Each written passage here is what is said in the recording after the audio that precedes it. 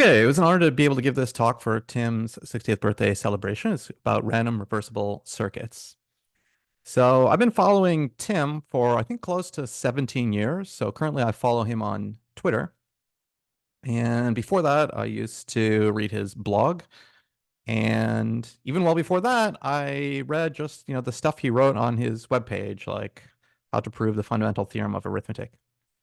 So I first got to know Tim and meet him in person thanks to a project that he had on his blog, but I'm not going to talk to you about that today.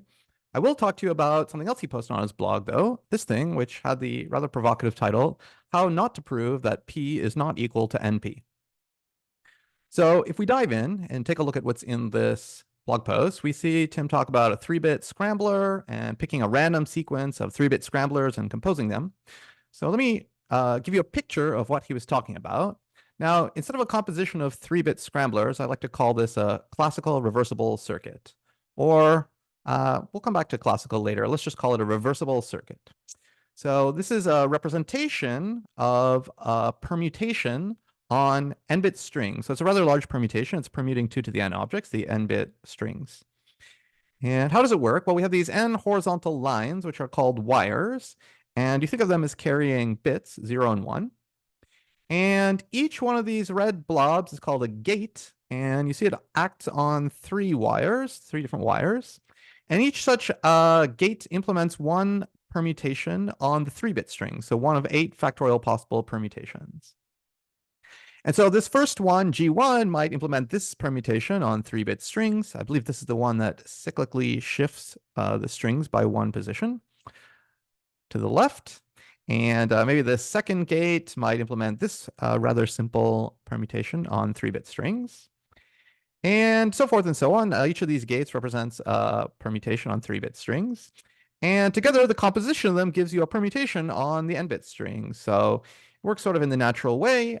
We have an n-bit string coming in on the left of 0s and 1s, 1 bit per wire. Pass it through the first gate. That changes, in this case, the first 3 bits. Then we pass it through the second gate, which in this case changes the last 3 bits, and so on and so forth until we get an n-bit string out at the end.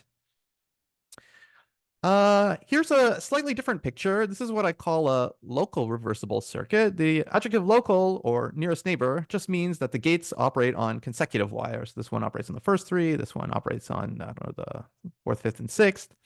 And there's 2 nice things about local reversible circuits. One is they're easier to implement in actual hardware, since the gate operations you need to do are localized to the bits that they're operating on. And the other thing that's nice is they're much easier to draw. You don't have to draw any sort of crazy loops or diagrams to indicate what bits are being operated on.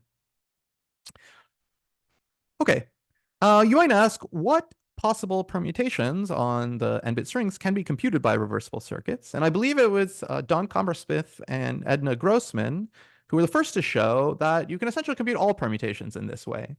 Actually, it's a minor fact. You can check that one single gate can only compute an even permutation, and then therefore, a whole reversible circuit can only compute an even permutation, but every permutation in the alternating group on n-bit strings can be computable by a reversible, is computable by a reversible circuit. It's also not hard to show that this remains true even if you insist on local gates. Now, just because you can more or less compute all the permutations doesn't mean it's easy. It's also a simple counting argument to check that almost all permutations need something like 2 to the n gates in order to be computed, but there are a rare few that can be computed with just a polynomial or smaller number of gates. The original motivation of Coppersmith and Grossman was from cryptography, and I'm going to talk about cryptography for a little bit here. But I should mention that actually the original motivation for studying reversible computation came from physics in this notable paper of Landauer, in which he showed that in principle, a physical transformation that's irreversible must dissipate some energy, whereas in principle, a physical transformation that is reversible need not dissipate energy. And so you might be interested in trying to create thermodynamically efficient computations and thereby study reversible computation. But I'm instead going to tell you about cryptography, and this is, I think, the reason that Tim himself was interested in these reversible circuits. So he wrote a paper on this subject in 1996, and he basically posited the following. I'm going to call this Gowers' conjecture, although probably related thoughts were in these PhD thesis of Goldreich and the PhD thesis of Cleve from around 89 and 90. And the conjecture is the following. So let's suppose you choose a random permutation, but not a uniformly random one, a random permutation where you just choose a uniformly random reversible circuit of a fixed size, S. The size means the number of gates, and it's some fixed polynomial, let's say n cubed. So you choose a uniformly random circuit with S cubed gates. So each of the S gates, you choose which 3 wires go into it uniformly at random, and also which of the 8 factorial permutations it represents uniformly at random. And this gives you a distribution on permutations. And Tim's conjecture was that this distribution on pi is what would be called cryptographically pseudorandom. So what's meant by that means the following. Suppose you have any polynomial time algorithm A, which you can think of as standing for either attacker or adversary, and it doesn't get to see the circuit, the reversible circuit computing your permutation. It's merely given oracle access to it. What that means is the algorithm A can input n-bit strings to the permutation and find out what the associated output strings are. And it can do that as many times as it has time for. And the algorithm is imagined to be given either oracle access to a truly uniform permutation, one of the 2 to the n factorial possibilities, R, or it's given access to a permutation pi, which is computed by a random small circuit of, let's say, n cubed gates. And the conjecture is that no polynomial time algorithm like that can really tell the difference, except with negligible advantage. It just basically has to make a 50-50 guess, which is the case. Now, such a thing, if true, would be very useful for cryptography. I'll give you like a small example later. And motivation for believing that it is true comes again from cryptography. So in the early 1970s, Feistel was studying pseudorandom permutations of exactly this kind of flavor. He introduced this, well, they're called block ciphers in cryptography, but a block cipher is literally nothing more than a permutation on n-bit strings. He introduced one called DES, which basically looks like the following. So if you want to store an S-gate reversible circuit, you just have to describe what the S-gates are, and that takes about S times log n bits, because you need log n bits for each gate to name what are the 3 wires coming into it, order log n bits, and the particular permutation that it's doing. So if you have a bit string of this length, you can call it the key, and you can think of it as encoding a secret reversible circuit with S-gates. And then you might hope that the permutation computed by it looks like a truly uniform permutation on n-bit strings, and therefore can be used for cryptographic applications. So this DES block cipher looked exactly like this. It had n being 64, and it had only 16 gates, but they were some sort of simple type of 12-bit permutation, rather each gate rather than a 3-bit permutation. But this was a general idea. This is considered to be broken nowadays. I mean, it's 50 years old. Partly because this n is so small, but the successor to it, or a spiritual successor called AES, is now a NIST standard, and it looks quite similar. It has n equal to 128. It has 14 gates of a certain symbol type, operating on 32 bits. So the actual block ciphers that we use in practice really resemble these reversible circuits that Tim's conjecture is about. And just to give you an example, simple application, if you had like a cryptographically secure block ciphers like this, you could use them for private key encryption in the following way. Alice and Bob, who want to communicate securely, have in mind a shared bit string or key, which corresponds to a reversible circuit C, which computes a permutation on n bits. And for Alice to encrypt an n-bit message M, she simply takes the message, an n-bit string, and passes it through the circuit, and thereby gets another n-bit string, which is the ciphertext. And for Bob to decrypt the ciphertext, he also knows this circuit. Well, he just has to compute the inverse permutation applied to the ciphertext. And that's really easy. It's a very nice aspect of these reversible circuits. You can compute the inverse permutation just by running them backwards. So running the gates in the opposite order. Well, you have to also do the inverse permutation at each gate. Although oftentimes the little permutations at each gate are themselves involution, so you don't even have to invert them. Okay, and if this is cryptographically pseudorandom, it means that, at least intuitively, an eavesdropper who can see some message ciphertext pairs will not be able to tell the difference or generate this from a random permutation, or be able to generate new encryption pairs or decrypt. Okay, So I'm actually not going to talk much about cryptography in this talk, but I'll talk about it just for a couple more slides. Um, I want to emphasize that the main definitional aspect of cryptographic security is that the adversary A can run in time which is greater than the key length or the size of our circuit in this case. So in this cryptographic applications, the circuits have some fixed size like n cube gates, but the adversary that's trying to distinguish whether the examples are coming from such a small circuit or are coming from a random permutation, it's allowed to run in polynomial time that's much bigger than n cubed. So recently, together with William He at Carnegie Mellon, we proved a result that's in the direction of Tim's conjecture. Now, you can never hope to prove the conjecture directly because it's, at least as hard as proving P does not equal NP. But we proved something about it, making the bare minimum cryptographic assumption, which is that one-way functions exist. And other than this assumption, we were able to show that, okay, for any C, there's no adversary running in time n to the C, which, if you give it oracle access to a permutation pi, can decide correctly whether pi is computable by a tiny reversible circuit of fixed polynomial size like n cubed. And the way we do this follows this older work of Cabanets and Tsai about the minimum circuit size problem, which I'll mention in a moment, and also by taking this notable Luby-Rakov construction from 1986, which was about converting pseudorandom functions to pseudorandom permutations and reversibilizing it. And you might even say that Tim himself kind of suggested this construction or idea in this Math Overflow post from about a decade ago. In fact, in this Math Overflow post, Tim asked about a much stronger question. He asked about the case when the adversary A can even run in full exponential time, 2 to the order n time. Now, normally you think in complexity theory that if an algorithm can run in exponential time, it can do anything, but that's really not necessarily the case here.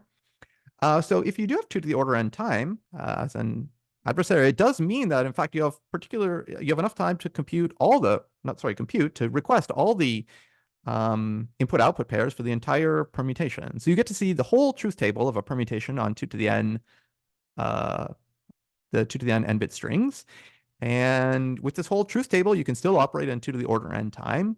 And still, it might be hard for you to decide correctly whether this permutation is computable by a reversible circuit of fixed polynomial size like n cubed. This is really asking about the reversible version of the minimum circuit size problem, as I mentioned. You could call it Mr. CSP if you like. And there's been a lot of progress very recently in the subfield of complexity called metacomplexity about the minimum circuit size problem. And so it would be great to see some of these results ported over to the reversible version of the question that Tim had asked. Okay, so as I said, I'm not going to talk very much about cryptography in this talk. Rather, I'm going to spend more time talking about statistical security in some sense.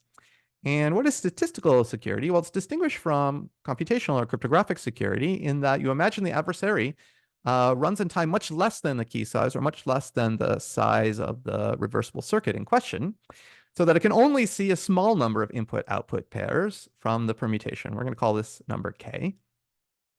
But in this case, it might be possible to mathematically prove that your permutations are truly pseudorandom to such an adversary. So the definition encapsulating that is the following definition of almost k-wise independent permutations. So what is this definition? We say that a probability distribution on permutations pi, and here I've written on the symmetric group on capital N elements, but think of capital N as like 2 to the little n. This is called epsilon almost k-wise independent if the following is true. For any k distinct elements, x1 through xn, in this notation between 1 and capital N, but you can also think of these as the little n bit strings.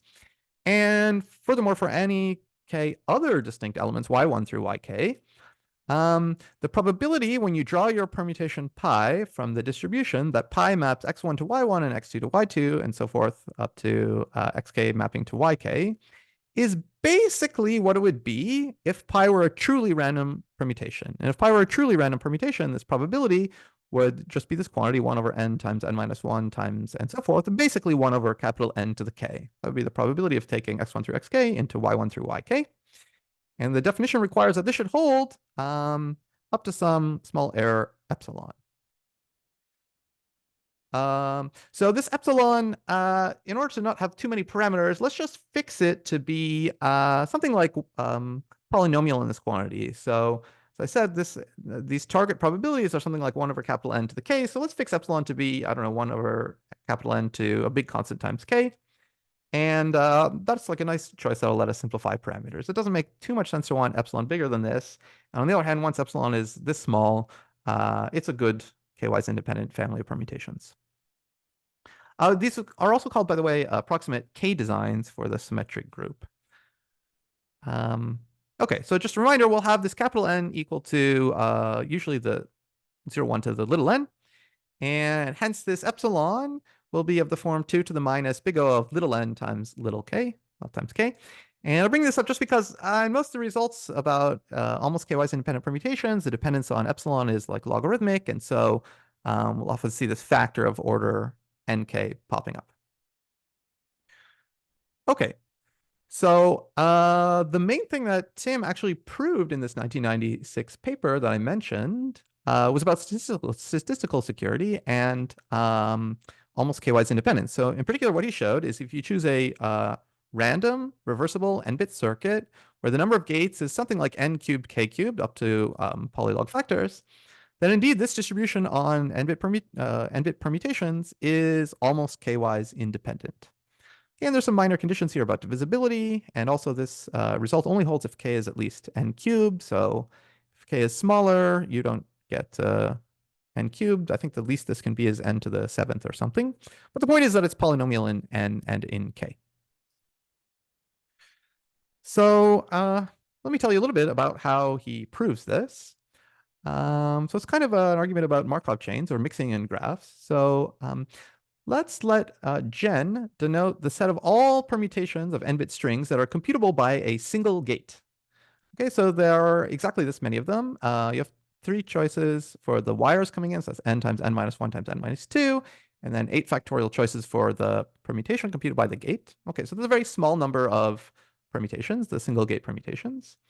And now let's consider the Schreier graph or the Markov chain, whose vertex set or state set is the set of all k tuples of n-bit, distinct n-bit strings. Those are the vertices, and the edges or the steps in the Markov chain are labeled by this set gen, and they work in the natural way. So if you're at a vertex, which is a k tuple of n-bit, distinct n-bit strings, and you take the edge labeled by a particular gate, well, the new vertex you get to is what you get by acting upon this k tuple of n-bit strings by the permutation given by the single gate that you chose. Okay, so in particular, if you were to do a walk of length s in this graph or Markov chain, then this would be a sequence of s permutations from gen or s single gates, and therefore the walk itself corresponds to a reversible circuit with s gates, and therefore a random walk corresponds to a random reversible circuit with s gates. And what you're hoping to show, if you want to show Kwise independence of your circuit, is that for any starting point, any starting vertex, the vertex you get to at the end of the walk is nearly uniformly distributed. Okay, so you precisely are trying to bound the mixing time of this random walk of length s. And that's equal to the n times k times the spectral gap of the random walk. Great. So the main work in Gowers' paper is to lower bound this spectral gap, and he lower bounds it up to polylog factors by 1 over n squared k squared. Okay, and that leads to his n cubed k cubed upper bounds for the number of gates you need in your circuit to achieve almost Kwise independence. And the technique he uses is the canonical paths method of Jerram Sinclair. Okay, so there was subsequent work on this by several authors. There's this paper by Houry, Magan, Myers, and Rakov from 2005 that basically eliminated these minor conditions, in particular showed that this n cubed k cubed bound holds for all n and k. Subsequent very nice paper by Brodsky and Houry improved the lower bound on the spectral gap to 1 over n squared k, just up to constant factors. And they used somewhat different techniques. They used the comparison method for Markov chains and some results from the theory of reversible computation. Okay, and this showed that reversible circuits with order n cubed k squared random gates suffice to get almost k-wise independent permutations on n-bit strings. And in this recent work I did with William He, we gave a stronger lower bound on the spectral gap, which I think is tight up to log factors. It's like 1 over nk. And this holds even for local gates. Remember the gates that operate on consecutive bits rather than any triplet bits.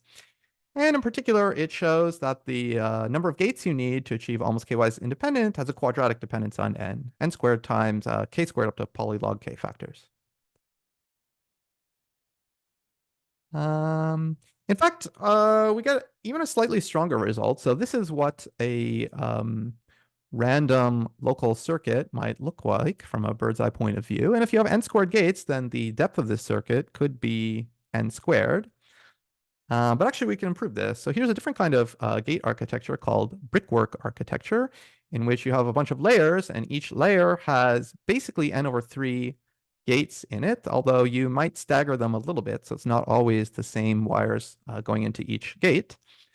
And what we're able to show is that for the Markov chain, where in one step you plunk down a random brickwork layer with n gates, the spectral gap has no dependence on n at all. It's up to polylogs 1 over k. And therefore, this should say, yeah, this word depth is extraneous. A random reversible brickwork circuit of depth n times about k squared suffices for almost k-wise independent permutations. And this is nice because it's even more practical and more closely resembling the DES and AES type block ciphers that are used in practice. Okay, so a little bit about the techniques for this. I'm not going to get into the mathematics of it, but I did want to drop a few names. So for sort of the warm-up, for the case of non-local gates, we actually use a different kind of strategy. We use an induction on n strategy from this very nice paper of Haferkamp and Hunter-Jones from a few years ago. And that naturally divides the task into analyzing two cases, one with large n and one with small n, vis-a-vis log k. In the case of large n, you want to show an extremely good spectral gap, close to 1, and for this we use a little bit of analysis of Boolean functions. And when n is less than or equal to log k, we can actually use the Brodsky-Houry result in a black box fashion. Now, to get the result for local gates operating on nearest neighbor wires, you need a more sophisticated induction strategy, which we borrowed from this other recent paper by Brandau, Harrow, and Horodecki, who in turn used some results about the situation due to Nachtergaele from 1996. And finally, for the brickwork case, we employed something called the detectability lemma proved by Aharonov et al. In 2011. Now, as I said, I mostly just mentioned some names of papers here rather than getting into the details, but there was a reason I mentioned these names. If you look at these highlighted names, you may notice that basically they're all mathematical physicists. So you might actually wonder, why were physicists interested in this problem? It's a good question, and I will explain about it a little bit later. But before I get to that, I'll just tell you one more thing about applications of pseudorandom permutations, and then we'll get into the physics. Okay, so the application I want to tell you about is related to the area of complexity theory called derandomization, and I'm first going to tell you a little bit about the topic of derandomizing k-wise independent permutations. So we talked a lot about how many gates you need in a random reversible circuit to get k-wise independence. We could also ask about how many random bits you need to generate an almost k-wise independent distribution on n-bit permutations. Now, one way to answer this question is to just say that, well, if you prove a theorem showing that reversible circuits with S gates work, where S is some polynomial in n and k, then you can describe these using S times order log n random bits, as we saw when we were discussing keys and DES. And therefore, even with a good result like n squared k squared gates, this will be something like n squared k squared random bits. But you can actually do better than this. And this was shown much earlier in a result from 2009 by Kaplan, Naor, and Reingold. And they basically showed that using some derandomization technology, this, at the time, results of Reingold, Trevisan, and Vaudon based on Reingold's SL equals L paper. They showed that actually for any result like this, where you show that reversible circuits of polynomially many gates work, You can actually de-randomize the choice of the gates. So you'll still have circuits with this many gates, but they won't be completely uniformly random, independently chosen gates. Rather, you only need order nk random bits to choose, which wires go into which gates and which permutation on 3-bit strings is computed by each gate. And I'll tell you a little bit about how this de-randomization technology works on the next slide. I did want to mention, though, that around the same time they were proving this, there was a third answer to this question that was given. Kasabov, in a very notable paper, showed that if you take the Cayley graph, or if you look at Cayley graphs for the symmetric group on capital N elements, you can actually find an absolute constant size generating set for the symmetric group that makes this Cayley graph into a good expander. And once you have that, it's not hard to show that if you just take a length order nk random walk in this expander, that in fact corresponds to k-wise independent permutation, almost k-wise independent permutations. And of course, it only uses order nk random bits because this is the length of the walk, and you only need order 1 bits to choose each step.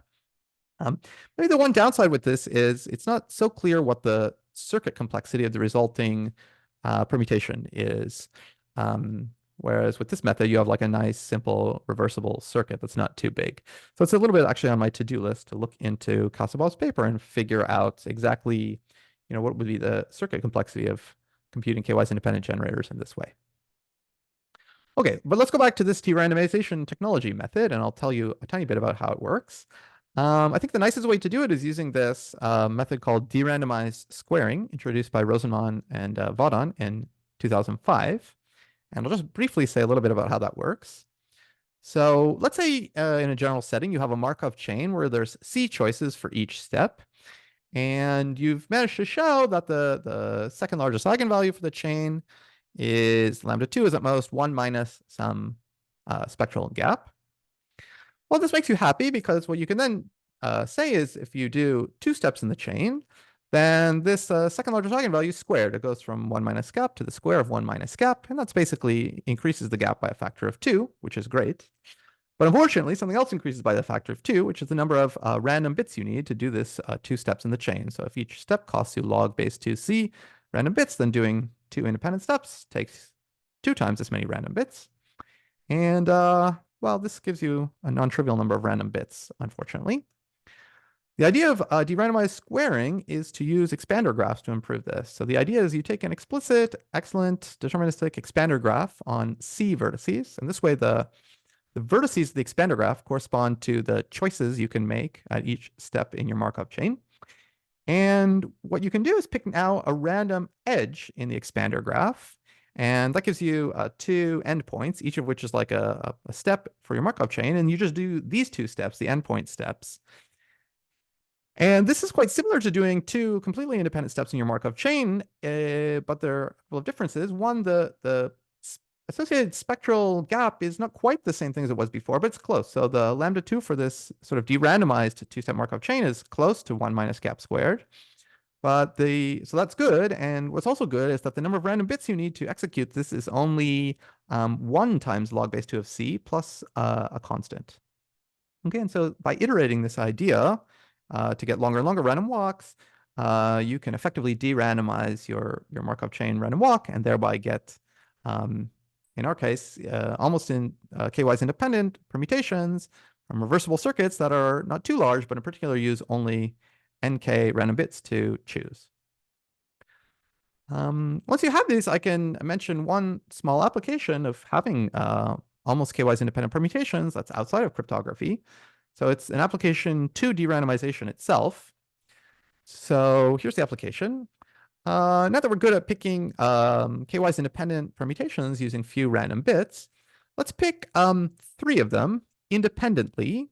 And we know if we want them to, let's say, be permutations on capital N objects, then little n is log of capital N. And we're also going to want them to be k-wise independent, almost k-wise independent for k also equal to log capital N.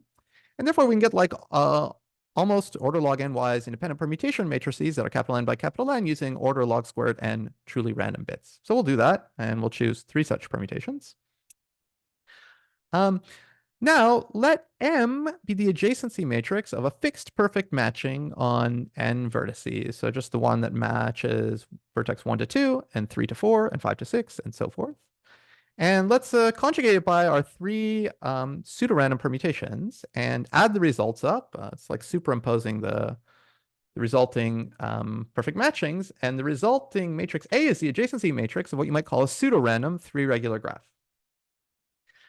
Now, if you choose a truly random three-regular graph in this way, it's a famous theorem of Friedman that the resulting graph is near Ramanujan. And Bordanov gave a simpler proof of this fact. And just to remind you, a three-regular Ramanujan graph is one whose second largest eigenvalue is at most 2 square root of 2. The second 2 is the degree minus 1. Everything I'm going to say here also holds for d-regular graphs, but I've just chosen d to be 3 for simplicity. Right. And indeed, if you inspect let's say the Bordanov proof very carefully, uses some elaboration of the trace method, you can show that pseudorandom three-regular graphs chosen in the way I've described here are nearly Ramanujan, even if the permutations are merely order log n wise independent. And that's nice because then you can enumerate all possible choices for these log squared n truly random bits that are n to the log n such choices. And you can therefore find a nearly Ramanujan graph deterministically in n to the order log n time.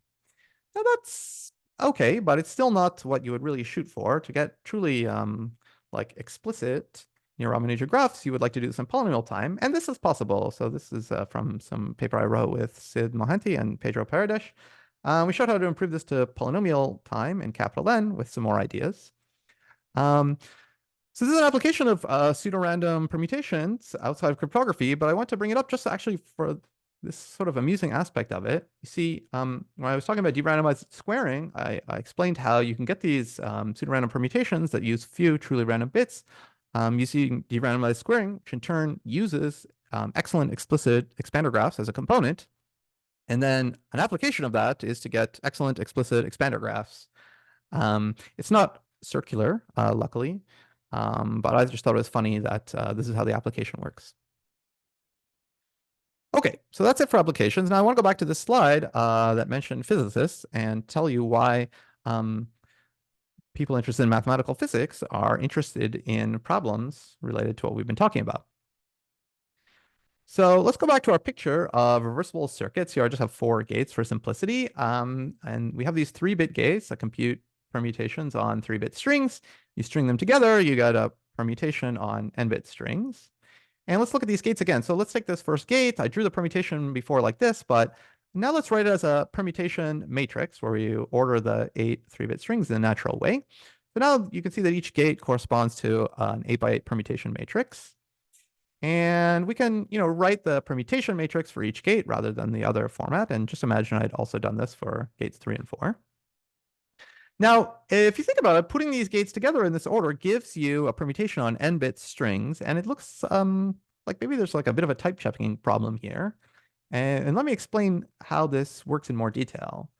You could think of in this first time slice, while you're applying this 3-bit permutation gate to the first 3 wires, you're sort of applying the identity permutation that just maps 0 and 0 and 1 to 1, or this 2x2 identity permutation matrix to the 4th wire, and also to the 5th wire, and the 6th wire, and the 7th wire, and so forth and so on. So really, in this first time slice, you could fully describe what you're doing to all the bits or all the wires by these matrices, most of which are the identity matrix, and only one of which is an actual gate. Now, how does this correspond to the actual n-bit permutation that gets performed when you move across this single gate? Well, it's not hard to check that you can get the associated n-bit permutation by taking the tensor product of all these matrices, or the Kronecker product. So the tensor product of the 8x8 permutation matrix together with like a bunch of 2x2 identity matrices. Okay, and now you can see this does type check. This tensor product matrix will itself be a 2 to the n by 2 to the n permutation matrix. Okay, and this happens at each of the time slices where you take the gate permutation matrix according to the 3 wires it's operating on, And you tensor it with the 2x2 identity matrix for all the other wires. And again, imagine I wrote that for the other two gates. And then finally, just by multiplying these big permutation matrices together in order, that's how you get the final permutation matrix. Now here's a twist. Let's suppose that these 3-wire gates, instead of being 8x8 permutation matrices, could actually be any 8x8 unitary matrix. The generalization of permutation matrices. So just don't look at this too carefully, but I put example 8x8 unitary matrices into these gates. And you can imagine these other gates also have 8x8 unitary matrices. If you otherwise keep everything the same, then when you multiply all these matrices together, you'll get a unitary matrix in 2 to the n dimensions. And what's going on here is exactly quantum computation. So this is now called a quantum circuit. You usually don't draw these little identity matrices. You just draw the 8x8 unitary gates. And these wires are said to carry qubits rather than bits. But this is exactly how quantum computation works. So in quantum computation, if you think that, let's say, normal computation is about trying to compute an interesting giant function out of small 3-bit or 2-bit or 1-bit gates, then quantum computation is just about trying to compute giant interesting unitaries by compositions of small 1 or 2 or 3 qubit gates in exactly this way. And sometimes I should mention that you don't allow yourself completely arbitrary 8x8 unitary matrix. It's more traditional to allow yourself only certain discrete gate sets of unitaries on 1, 2, or 3 qubits. Okay, now actually, we're not going to study quantum computation per se. We're going to study the exact analog problem of Kwise independence or approximate Kwise independence that we study for symmetric group in the context of the unitary group. So here's the definition. A probability distribution D on the unitary group in capital N dimensions, again, think of capital N as like 2 to the little n, is said to be an epsilon approximate K design for the unitary group if the following holds. So basically this condition, which is not even quite right, I'll put the right definition in a moment, is basically saying that when you choose a unitary according to your pseudorandom distribution D, its kth moments, the kth moments of its entries, are more or less what they should be, as if you were choosing a truly random, truly hard random unitary in capital N dimensions. So more formally, the expectation of the pseudorandom unitary raised to the kth tensor power is epsilon close in some sense to that of the expectation of v to the k, where v is a truly hard random unitary. As I said, that's not quite the right definition. Actually, you should look at these mixed moments where you take k/2 entries of the matrix times k/2 entries of the matrix with complex conjugates. This is a slightly more proper definition. And as for what this epsilon approximation means, again, it's not super important, but these objects here, this expectation on the left and on the right, is they're both matrices. They're capital N to the power of k by capital N to the power of k dimensional matrices. And the condition is just that the difference of these two matrices, let's say an operator norm, is small, at most some epsilon. And again, just like in the symmetric group case, it's more or less fine to just imagine that epsilon is 1 over a big polynomial in dimension, so capital N to the minus order k. So if you take exactly this highlighted box definition here, except in the context of the symmetric group on at capital N elements, or 0, 1 to the n, that's literally the same as the definition of being an epsilon approximate K design or epsilon approximate Kwise independent permutations. And we've just generalized it here to the unitary group. So studying approximate K designs to the unitary group has been a very popular subject in the last 5 or 10 years in quantum computing and other quantum inspired work. So I'll mention just a few of the results in this area. A great paper in this area is due to Brandau, Harrow, and Hordecki from 2019. And they showed a lot of the things similar to what we were talking about in the context of Markov chains for Kwise independent permutations. So one thing they showed is if you just choose one random unitary gate and even a nearest neighbor unitary gate on 2 or 3 qubits, they were able to lower bound the spectral gap associated to that by something like 1 over n times a polynomial in k. So great dependence on n and pretty good dependence on k. They also showed that this remains true even if you can only choose your gates from a certain universal discrete gate set. For this, you need a famous paper by Bourgain and Gambord. They were also maybe the first to study this brickwork architecture because they're very interested in the depth. And we based our result on this. They showed that if you choose one random, brickwork layer of gates, the spectral gap for that has no dependence on n. It's like 1 over polynomial in k. And therefore, random quantum circuits of depth n times polynomial in k are approximate K designs for the unitary group. A follow-up work by Halford, Campbell, and Hunter-Jones, which I mentioned before, I like very much because this is nice induction on n argument. At least that works in the case of non-local gates. They also prove some results for q dits rather than just q bits. I had a paper with Pedro Paredes and Rocco Servedio about trying to generalize this to, well, the orthogonal group and put it in the general context of compact Lie groups. So we have orthogonal K designs in that paper. And there's some very recent work from the last month by these authors about getting approximate unitary K designs with really good circuit complexity that's like n squared times k squared up to polylog factors. They don't do it just by choosing random gates like in Brandau, Hera, or Decky, or like we talked about, but it's a bit more like the Kasavod paper where they take random steps according to not just the uniform distribution, but some other distribution on gates. Okay. And let me just tell you a few of the reasons that people have been interested in studying random quantum circuits and their pseudo-randomness properties. There's a lot of quite interesting reasons for this. One application is just for quantum learning algorithms for quantum states and quantum channels. This is not quantum ML for classical learning, but for learning quantum objects like quantum states. And some of the algorithms in this context, use ideas like kind of compressed sensing ideas, and they want to ideally apply completely uniform, hard uniform unitaries to the, let's say, quantum states they're trying to learn. This is enormously expensive to, complexity-wise, actually apply a truly hard uniform unitary. But if you have K designs with very small circuit complexity, this could be an excellent replacement in your learning algorithm. Another group of people who studied random quantum circuits a lot were people interested in these quantum advantage experiments based on random circuit sampling, like the Google one from 2019 and the USTC one from 2020. These all start from the premise that if you pick, a totally random quantum circuit on, for example, 53 qubits, then this ideally should, in some sense, act like a completely hard random unitary in 2 to the 53 dimensions. And you can then try to build an actual quantum computer that implements these circuits and see how well it does. There's been some really interesting work recently on quantum cryptography. Starting with this great paper by Ji Liu and Song, who introduced these new concept of quantum pseudorandom states and pseudorandom unitaries and showed that you can do some cryptography with them.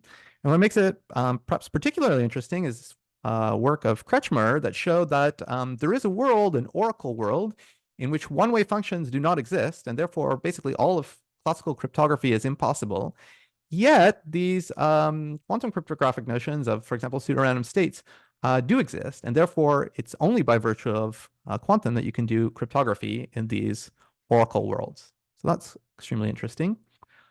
Finally, maybe what I think is the most fun application of random quantum circuits is as models for, believe it or not, black holes. So there's a paper from 2007 by Hayden and Preskill that talked about kind of information, quantum information, and the firewall paradox vis-a-vis black holes. And one thing that they do in it is model a black hole as a random quantum circuit.